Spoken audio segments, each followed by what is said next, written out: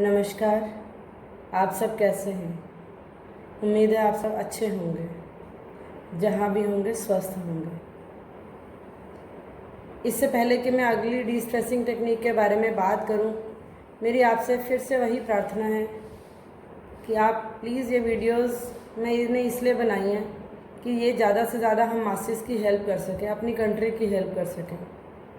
इसलिए आप एक तो ये वीडियो एंड तक देखिएगा, दूसरा आप ज़्यादा से ज़्यादा सब्सक्राइब करें और शेयर करें, ताकि इससे पहले कि हमारा पीक आ जाए इस कोरोना समय का, हम उससे पहले पहले मासेस की हेल्प कर सकें। और आप लोगों के पास जो वीडियोस पहले हैं जिनमें मैंने कोई रिक्वेस्ट नहीं की है, आप प्लीज़ उन्हें भी ज़्यादा से ज़्यादा शेयर कीजिए। इसके बाद बात करते हैं कि आप भी खेलना सीखिए। आप कहोगे जी हम तो बड़े हो गए, हम क्यों खेलें?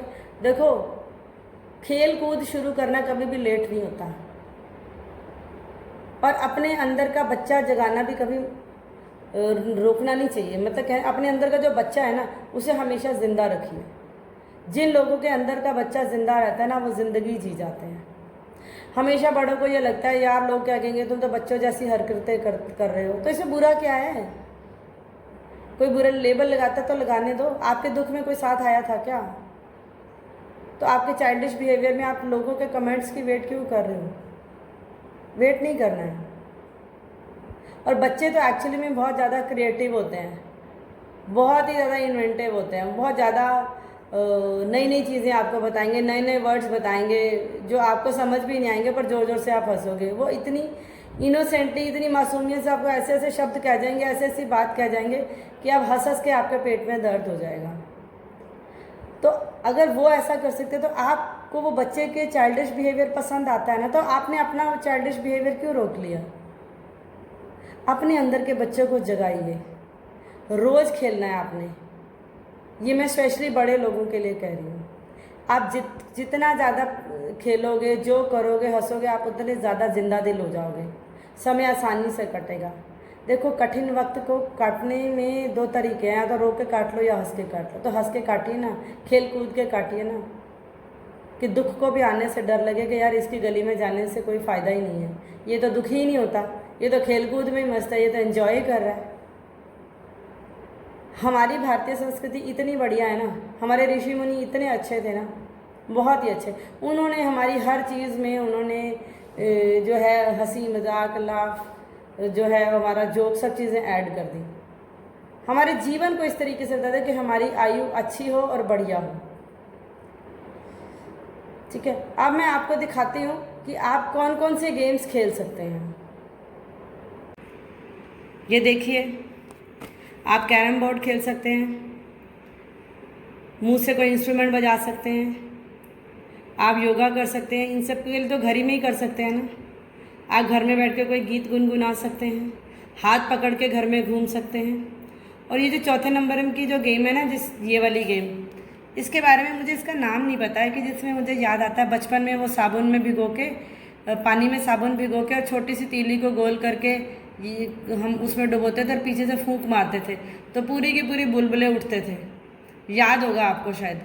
तो इसका मुझे नाम नहीं मालूम है। ये भी आप घर बैठ के ही कर सकते हो। आप ये इंस्ट्रूमेंट बजा सकते हो। मतलब करने को अगर आप चाहो तो बहुत सारी गेम्स हैं। आपको थोड़ा क्रिएटिव होना पड़ेगा। ठीक है, मुझे याद है मैं जब छोटी थी ना, तो मेरे पापा क्या करते थे, वो 2 टुकड़े लेते थे उसके सीमेंट की जो चादर होती थी, उसके 2 टुकड़े आराम से मिल जाते थे कहीं से भी। तब तो उस समय ज़माने में, मेरे बचपन में तो तब सीमेंट की चादर भी यूज़ होती थी। चादर मतलब जो छत पे यूज़ करते हैं, तो उसके 2 टुकड़े लगते थे और एक इधर और एक इधर डालते थे, ऐसे करके कुछ होता था। तो वो ऐसे ऐसे ऐसे ऐसे करके दबाते थे, वो बड़ी अच्छी सी आवाज़ बजती थी और वो पूरा गाना गुनगुना लेते थे। तो क्या इसके लिए ज़रूरी है कि हमें घर से बाहर निकलने की ज़रूरत है? क्या हम घर में नहीं कर सकते ये सब? तो प्ले आपका जीवन का ज़रूरी अंग है। आपने जो छोड़ दिया उसे आप दोबारा करना शुरू कीजिए, जो बचपन में किया था।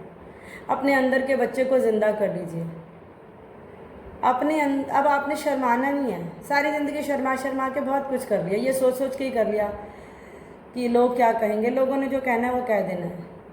ज़िंदगी के आखिरी दिन पर 4 लोग सिर्फ इतना ही तो कहेंगे कि वो फलाना आदमी बहुत अच्छा था, चाहे वो कितना भी बुरा क्यों ना हो, चाहे वो कितना भी अच्छा रहा हो। तो उस 2 मिनट के बाद उसने अपनी ज़िंदगी को सही उसी ढर्रे पे जीना है। तो आपने वो 2 मिनट के लिए अपनी पूरी ज़िंदगी क्यों बर्बाद करनी है? किस लिए करनी है? पूरी ज़िंदगी को एंजॉय कर लो, अंदर से अपनी शर्म को निकाल दो, फ़न करो, मजाक करो, एंजॉय करो, ठीक है। और वो सब चीज़ें जो आप बचपन में भूल गई हैं करके मज़ा लीजिए। बच्चों के साथ बच्चे बन जाइए ना, और अपना एक शेड्यूल बनाना ही आपने कि इस समय करना ही। कुछ लोग बड़ी बोरिंग सी गेम करते हैं जिससे वो इवनिंग वॉक का नाम लेके करते हैं। मैं तो इसे बोरिंग बात करूँगी। क्यों? क्योंकि पता है क्या करते हैं, बिल्कुल या तो वो बिल्कुल चलते रहेंगे धीमे धीमे धीमे धीमे बीमारों की तरह चलते रहेंगे। थोड़ा सा चलेंगे फिर बैठ जाएंगे, फिर देखते रहेंगे कोई आएगा तो मैं 2-4 गप्पे मार लूँ, 2-4 औरतों की बुराई कर लूँ। अब आप कहोगे जी गॉसिपिंग में तो बहुत मज़ा आता है। कुछ मज़ा नहीं आता, अपना मन और ख़राब होता है। तो थोड़ी क्रिएटिविटी लाइए ना, ताली बजाइए, थोड़ा भाग भाग के एक दूसरे के धीमे धीमे भाग लीजिए, पकड़म पकड़ाई खेल लीजिए। आपको याद होगा पत्थर के जो रबड़ बजरी होती थी उसके साथ गीटे खेल लीजिए। बच्चे को भी आ जाएगा, आपको भी आ जाएगा। आपको तो खैर आता ही होगा, भूल गए होंगे। ये कंचे बच्चों के कुछ गेम तो आप घर में भी कर सकते हैं। लूडो भी आप खेल सकते हो, सांप सीढ़ी खेल सकते हो। मतलब आपको जस्ट क्रिएटिव होने की ज़रूरत है।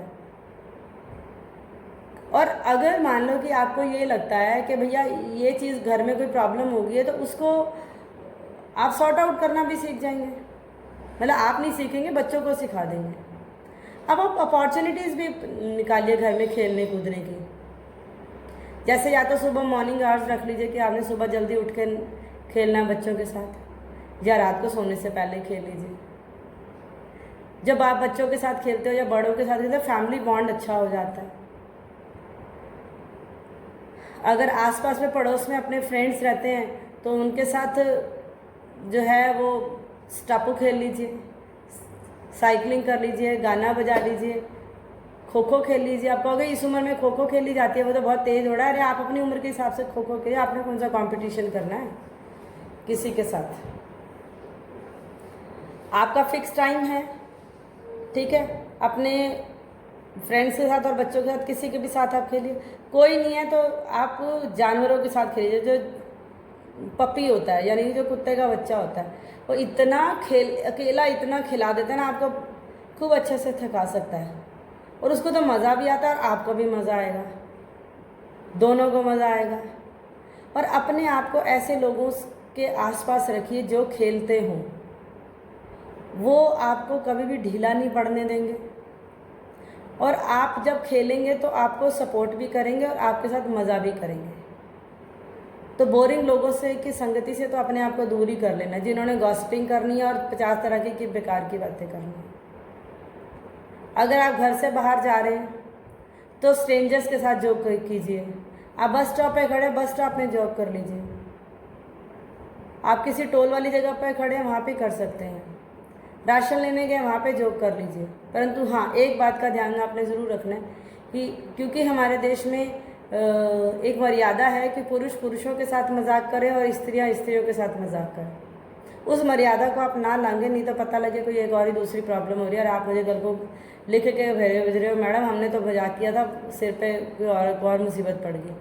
तो वो आपने अपनी मर्यादा तो रखनी है कि आपने किस जेंडर के साथ करना है, वो सब देख के करना है,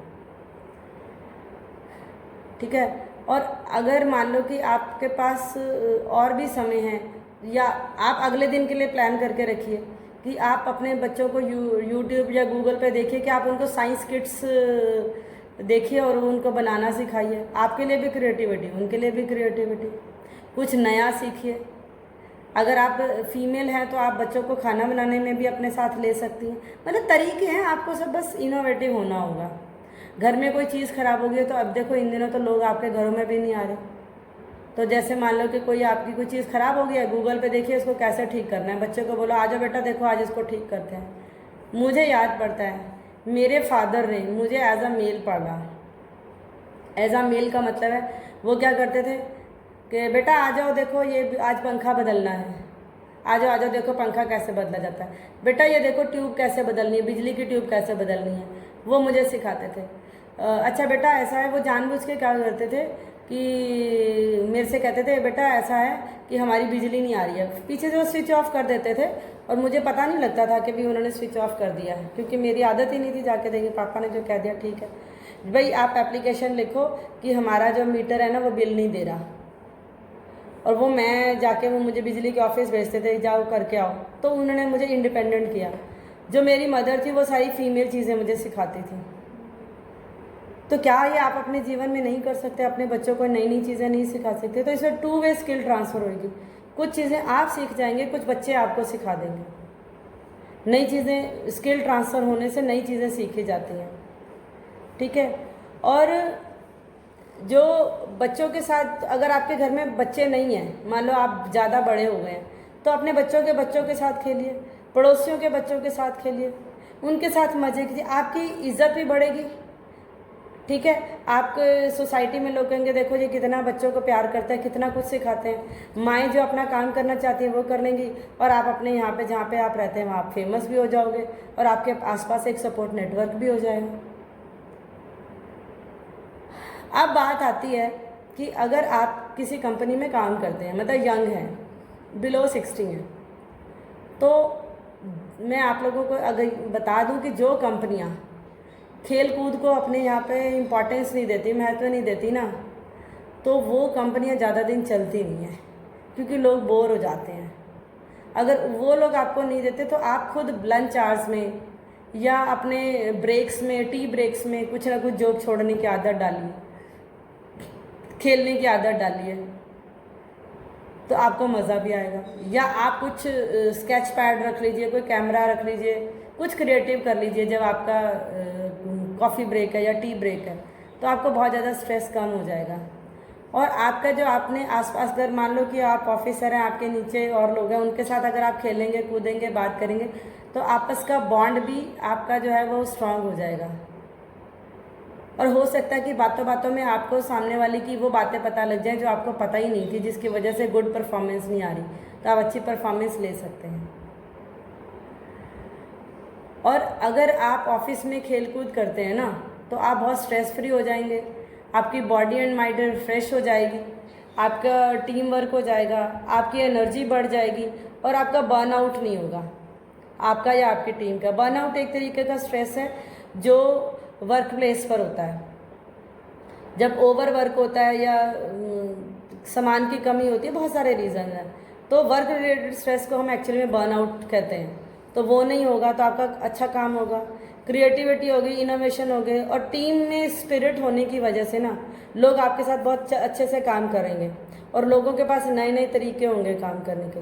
और अब ये बात मैं उन लोगों के लिए कहने वाली हूँ कि जो लोग मैनेजर हैं या एम्प्लॉयर्स हैं, तो वो अपने एम्प्लॉयज़ के बीच में सोशल इंट्रैक्शन का मौका दें, आपसी बातचीत का, खेल कूद का मौका दें, ठीक है। और क्रिएटिव थिंकिंग का, कोई प्रॉब्लम आप सोचो और उनसे बोलो कि आपके हिसाब से इसका क्या रिजल्ट हो सकता है, तो क्रिएटिव थिंकिंग भी उसमें आएगी, ठीक है। फिर जो अपने वर्कर से कहिए कि हर थोड़ी देर बाद वो अपने डेस्क से उठे और उठ के 2 मिनट के लिए ब्रेक ले ले, ठीक है। और ब्रेक लेने के बाद या एक टाइम सेट कर दीजिए कि हर 1 घंटे के बाद 5 मिनट के लिए सबको डांस करना है, या ब्रेक लेना है, या पीटी करनी है, कुछ भी, या लाफ करना है हर 1 घंटे बाद। आप देखिए, करके देखिए, आपके ऑफिस में बहुत फ़र्क आएगा।